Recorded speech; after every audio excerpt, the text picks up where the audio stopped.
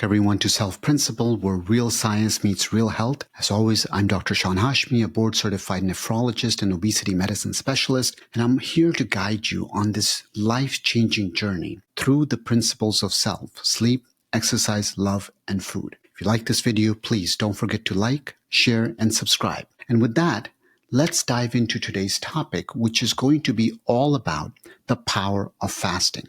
We want to make sure that you walk away from this video understanding what is the research, what is the hope, and more importantly, what is the hype, meaning does it work? What are the side effects? What are the dangers that you really want to know about? With that, let's talk a little bit about quotes. Everybody's got a favorite quote. I have one that I made up just for this video. So please don't think it's something fancy. I just made up the quote. Most people know the saying that you are what you eat. But I'm going to add to that and say, not only you are what you eat, you are when you eat. And this is an important statement to remember, because when we start to talk about fasting is not a standalone program. The concept is when you're fasting, you can use that with a healthy diet. On this channel, as you know, we've talked about eating more whole foods. As you start to do that, get rid of the processed junk, and you incorporate fasting, you can have an amazing recipe for better health. How good is it? Well, let's take a look at the data and you can decide for yourself. So real quickly, what we're going to cover in this video is we're going to talk about fasting. We'll talk about the research behind fasting. What are the benefits that are based on science? How about things like fasting and longevity? And most importantly, is fasting safe? So with that, let's go ahead and dive right into the research and sort of get started on where we stand. So from a historical perspective, fasting has been around for millennia. It's just the simple act of not eating, in some cases, not eating and not drinking for a set amount of time. Every religious culture, Islam, Judaism, Christianity, has a component of fasting already in there. There were traditional healing methods that used fasting. And now with all of the modern research that's been done, we're starting to find out fasting has so many benefits. Things like improved insulin sensitivity, weight loss, metabolic health, reduced oxidative damage, even things like reduced inflammation. So when we start to get into the spectrum of fasting, it's important we define some of the basic definitions on the types of fasting so we're all on the same page. Number one is alternate day fasting. Just as the name sounds, eat normal one day, fast the next day. 5-2 diet, just like the name sounds, there's 2 days during the week where you're cutting back calories. They don't have to be consecutive. They could be anywhere in the week. And that's why it's called the 5-2 diet. On the days you're cutting back, you're eating about 500 to 600 calories. Time-restricted eating, or time-restricted feeding is another term, is actually my favorite method. It's the one that I use in my clinical practice all the time because it's easy to implement. It's amazing in terms of benefits. It reinforces my philosophy of small habits lead to big results, and you can create very long-lasting habits with this. And then number 4 is modified alternate day, which is similar to alternate day, except for you have a little bit of calories on the day you're fasting. Now, there's the other version of fasting, which is periodic fasting. And I can't stress this enough. The first version, the prolonged water fast, which is between 3 to 21 days. If you're going to do that, please do it under medical supervision. Electrolyte changes that can occur with prolonged water fasting can put you into a seizure-like state. They can cause coma, and they can and will kill you. So low potassium, low sodium can be deadly. And that's why I can't stress this enough. Make sure that if you're doing that, it's under medical supervision. Fast mimicking diet, on the other hand, it's been around for a long time. That's where you have 5 days of essentially reduced calorie, reduced protein diet. That cycle is done anywhere between 1 to 6 cycles per year. This is Walter Longo's work is the most popular, where he's presented so much fascinating research on it. When you're actually doing the fast mimicking diet days, the calorie intake is reduced to about 800 to 1100. Now, let's dive into fasting in action.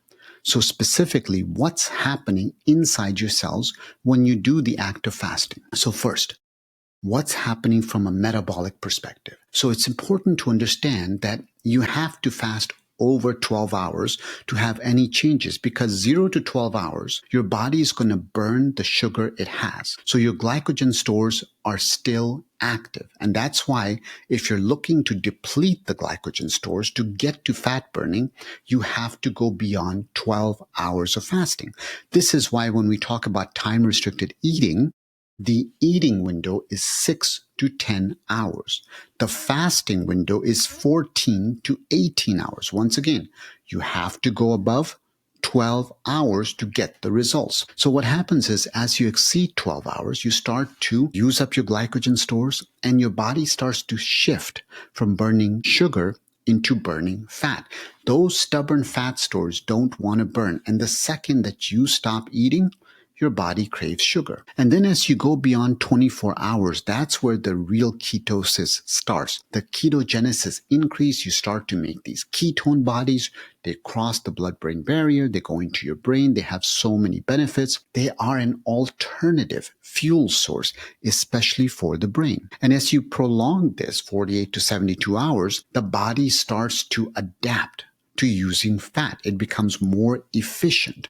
And of course, insulin levels continue to remain low. Remember, it's not just sugar. It's also the fact that the insulin itself does damage to our bodies, and that's why we're always looking to reduce insulin. So from a cellular perspective, what happens with fasting is there's autophagy, which is kind of like the washing machine cleaning out the inside of your body. There is mitochondrial efficiency. Basically, what happens is the cells become more efficient. They're able to produce energy better, and they're able to repair themselves. And the amount of stress or oxidative stress that's on our body starts to go down. So there's less inflammation, there's less free radicals. And number 4 is a term called hormesis, which is basically the idea that if you stress your body a little bit, like a muscle doing weightlifting, if you stress it a little, you will actually find that the cells build resilience. You want to build resilience in the body. The only way to do that is through a little challenge. Fasting provides that challenge. So when it comes to insulin sensitivity, what's great about fasting is as the insulin levels drop, your body is then able to unlock those fat stores it's been holding on to. You start to become more responsive to the insulin that's there. So the cells having insulin resistance goes down. You see that in studies, time and time again, there's a lower risk of type 2 diabetes. And finally, your body starts to adapt to different fuel sources, such as fat, for instance. Now, let's dive into the science-backed benefits around this. And the question really is why is fasting more than just a fad, a trend? Look at some data around this. Look at some studies around this. So here's a study. This is, once again, a review study, but it's 130 trials, 11 meta-analysis, looking at different types of intermittent fasting, alternate day, modified, 5 and 2, time-restricted eating. And what they found was that from a weight perspective, the weight went down, the fat went down, the lipids went down, the cholesterol went down, the sugars went down, the insulin resistance went down, and the blood pressure went down. But here's the thing. Most people look at fasting just for weight loss. They forget. When it comes to weight loss, cutting calories or doing fasting gives you similar results in head-to-head trials. But fasting is so much more than weight loss. Fasting is a great way to improve your overall health. And that's why we get so excited about it. So then when we talk about just things like weight, this is a meta-analysis, 24 studies, 2,000 participants over 6 months. What did they find? Well, with fasting, weight, body mass index, fat-free mass, all of those things went down. And fat-free mass is muscle. But you want to know this because every diet, muscle will go down. And with things like the latest and greatest injections, the GLP-1s or GLP-1s like Ozempic, etc., there's a much greater amount of muscle loss than with all of these traditional methods, including fasting. And that's why with fasting, there's a little bit of weight loss, there's a little bit of muscle loss, but remember, there's no diet you can do where you wouldn't lose muscle. More importantly, you do lose visceral fat, your blood sugars get better, triglycerides get better, blood pressure gets better. And as you start to shift gears and start to talk about things like type 2 diabetes, what you will find is that this is a study, 2023, 46 patients, 12 weeks. They were looking at alternate day fasting versus controls. What they saw was blood sugars got better, but more importantly, with the act of fasting, there weren't any severe hypoglycemias or low blood sugars. The reason that this matters is there's a lot of fear that if you do fasting, your blood sugars will tank. Now, if you're somebody who's got difficult to control blood sugars, don't just go and start fasting because you will get low blood sugars. This is a controlled study. They're watching the people. They're making sure the medications are appropriately being stopped as they're doing the fast. Heart health. This is a mouse study with Chen and colleagues, 3 days of high-fat diet, 1 day of fasting. What they find? Remember, they're giving them a high-fat diet. So if that's correct, then what you should expect is heart disease should go up, but it's the opposite. The act of fasting made atherosclerosis go down, cholesterol go down, monocyte adhesions, which means the cells are coming together to form plaques, go down. In terms of plaque stability, remember, soft plaques are what you're worried about, not the hard plaques. Hard plaques are not going to rupture and cause a blockage. It's the soft plaques. The plaque stability went up. The smooth muscle cell collagen content increased, so it's harder. The fibrotic cap, the covering of the thickness inside the vessels was thicker, if that's a word for it. And what they saw was that, once again, the macrophages, which start to come together and build this massive clot, they went down. The necrotic area, the areas that are nicked, that are going to attract all these macrophages, all these monocytes, all of that went down. So it's fascinating that even though these mice were fed a high-fat diet, you still saw less heart disease in them. This is another study with Sun and colleagues. This is 7 days of very low-calorie diet in overweight, obese subjects. And what they saw was things like flow-mediated dilation. In other words, how flexible are the blood vessels? You want them to be flexible so that blood can flow. Flow-mediated dilation went higher. Blood markers improved. Something known as trimethylamine N-oxide, or TMAO, went down. TMAO will take cholesterol from the liver, put it into the blood vessels, and prevent cholesterol from inside the blood vessels from going into the liver. We want the cholesterol out of the blood. We want it to go in the liver. So TMAO is not our friend. Leptin, on the other hand, leptin actually went down. Leptin is always tricky because it's hard to figure out in people what it really ought to be doing. Ghrelin is more straightforward. It's going to increase your appetite. Leptin supposedly is supposed to do the opposite, but it becomes controversial because of leptin resistance. Now, what about brain health? This is where it gets really exciting with fasting. So when you look at fasting and brain health, you find that the neurons inside your brain increase. You have better memory from it, not just short-term, but you also have better long-term memory that's occurring. You also see that the neurons are growing. And part of this is that you're activating GSK3 beta, which leads to your ability to learn better, which leads to better memory. And then, most importantly, you have less cell damage in the brain. Remember, the thing that we have to worry about, all of us, is not so much heart disease or diabetes. Those are really important diseases, or kidney disease. But even more important is dementia, is Alzheimer, is those chronic debilitating illnesses that with modern medicine, if we save you from a heart attack and you lose your ability to be independent, that the quality of life is no longer there.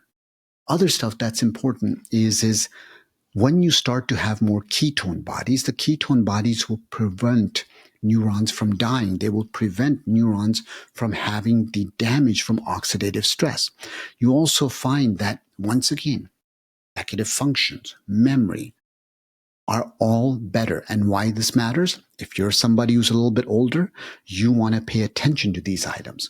And same thing with dopamine neurons, because of the fact that you're dealing with diseases like Parkinson's. And what you find is fasting will preserve those dopamine neurons or dopaminergic neurons, and this is seen in mice models of Parkinson's disease. Let's jump into fasting and inflammation. What do you find? Well, what you'll see with fasting and inflammation is fasting has lots of anti-inflammatory effects. It does through a number of things. NLRP3 inflammasome goes down. There's all these pathways through sirtuins and so forth. But you're finding that the bottom line is as you start to look at all of these mechanisms, the overall inflammation in the body is going down.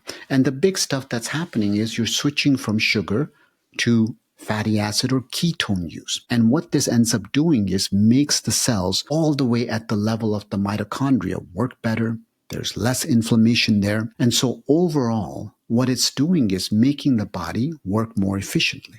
Now, my favorite topic is, of course, fasting and longevity. And what I mean by longevity is not just lifespan. We want to, yes, live a little longer, but what I want more so than just living longer is to live longer and still be healthier. So that's the Healthspan. So this is in mice, of course.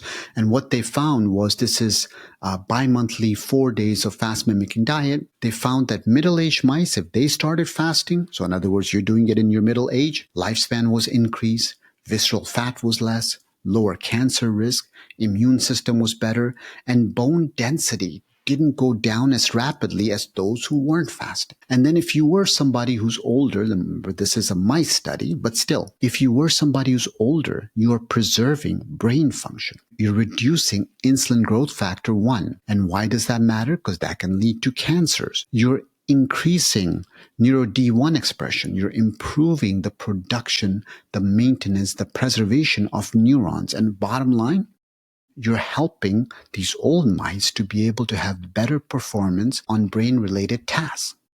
Now, Healthspan-wise, what's fascinating is that as you fast, you'll see that markers of autophagy, that washing machine, that self-cleaning cycle that occurs, it starts to increase all across the body. And you start to see that through a number of proteins, whether you're looking in the liver and seeing LC31 protein or mRNA levels in mice, you'll see the autophagy starts. And not only that, you start to see markers of oxidative stress. This particular study, they were seeing them drop by 20 to 30%. You were seeing reactive oxygen species drop by as much as 46% in certain cells. You were seeing improvements in insulin sensitivity. In other words, fasting insulin was going down by as much as 57%. Once again, we need insulin, but we have way too much of it, and it can actually lead to all sorts of harms inside the body. And then when we talk about other components of Healthspan, we see there's weight loss occurring. We see that overall, in terms of weight loss, it's about 3 to 8%. But remember, we're not talking about fasting for weight loss. We're saying that fasting has all of these benefits. Weight loss is just one secondary side effect of getting better brain, better heart, better lungs, better kidneys. Just a side effect is, you lose some weight with it. And with time-restricted feeding, which is once again the one that I like because it's very sustainable, it's easier to follow. You can make habits by stop eating when the sun goes down. At a minimum, you should stop eating 4 hours before bedtime. But if you can aim for the idea, eat when the sun is up, when the sun goes down, you're done eating. But really, that eating window, ideal, is 6 to 10 hours per day. And if you can't do that, at least aim for stopping eating 4 hours before bedtime. And what you find here is that markers of inflammation go down 10 to 20% in obese men. Now, we've talked about mTOR, and although mTOR is important in muscle building, what we also know is that mTOR can also be involved in a lot of other bad things, such as cancers. So what you find with, once again, fasting is that mTOR gets downregulated. On the other hand, you want the sirtuins to be activated, and what you find is that is the case. As a result, the mitochondria, the powerhouse of the cells, they function better. There's DNA repair that's happening. Your metabolic processes become more efficient. Your ability to take food and turn it into energy. Of course, you're cleaning the body. You're seeing that the cells in your body are able to handle stress. They're becoming resilient. All of these things are important. But the most important part of this talk today is really about, is fasting safe? What do you need to know if you're going to go down this road of skipping meals? Well, a few things. First, this is a really important study. This was published in 2025. It was looking at beta cell function. And what they found in mice was that if you did short-term fasting, meaning 5 weeks or so, blood sugars got better. And in terms of the beta islet cells, which produce insulin, there wasn't any impact on them that was negative. But if you started to go long-term, meaning 10 weeks or more in mice, what you found was that the beta cell function got bad, and the maturation or the growth of beta cells was basically reduced.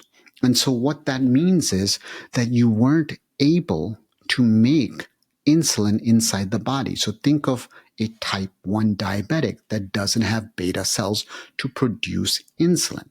So this matters because if you do anything excessive, in this case fasting, too much of fasting isn't a good thing.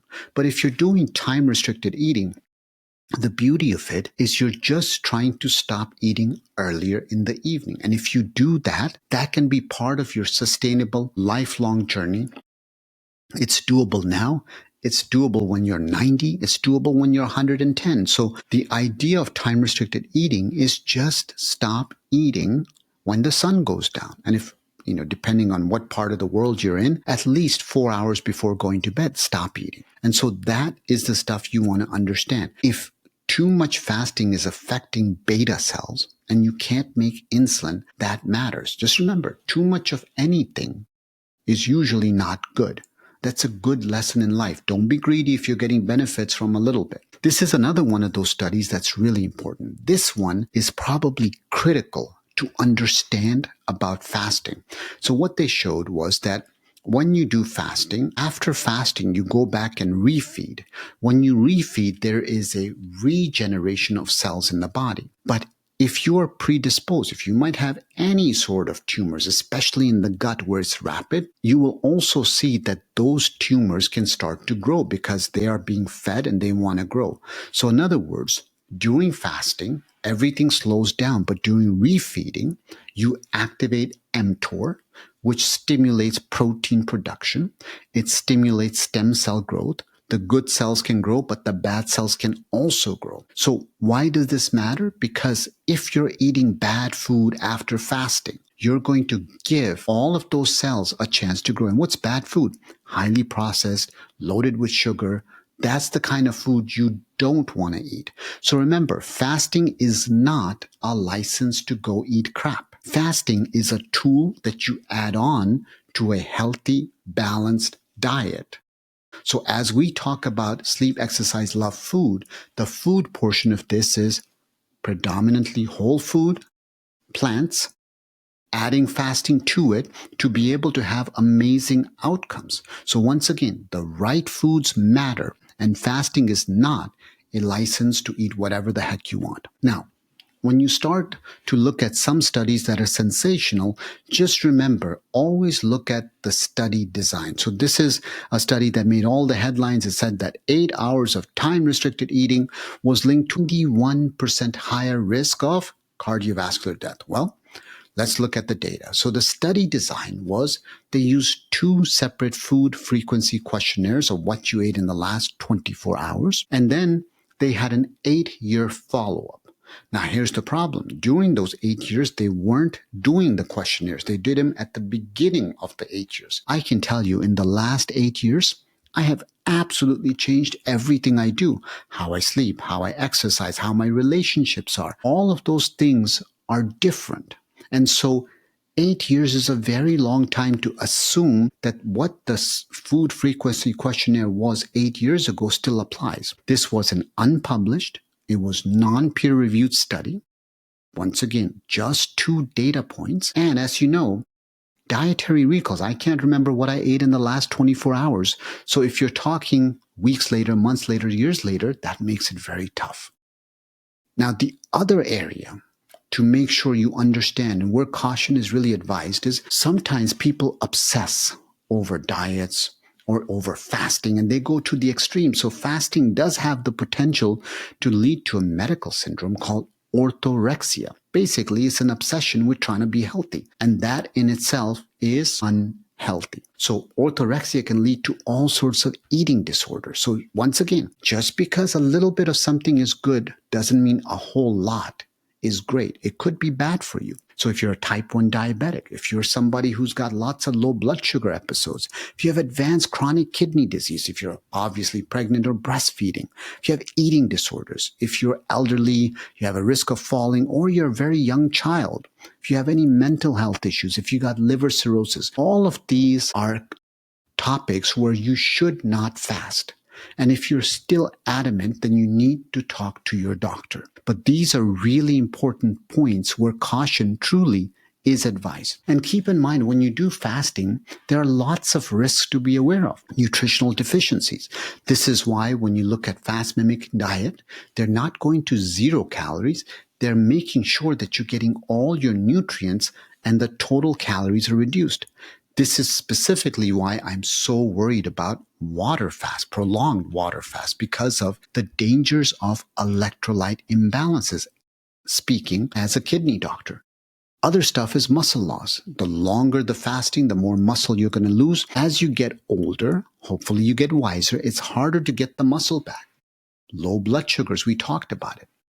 When you have folks who are a little bit older, you start to find that fasting can be risky because of the fact that if they're older, they're on medications, etc., you can actually have too much stress placed on their body, and that can even lead to things like heart attacks.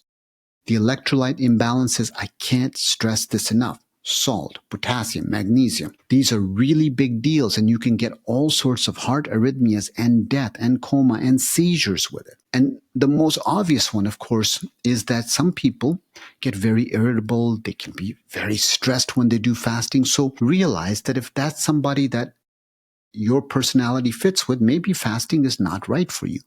And don't forget, none of us really drink enough water. So when it comes to fasting, dehydration is an absolute real thing, and that in itself can have lots of consequences.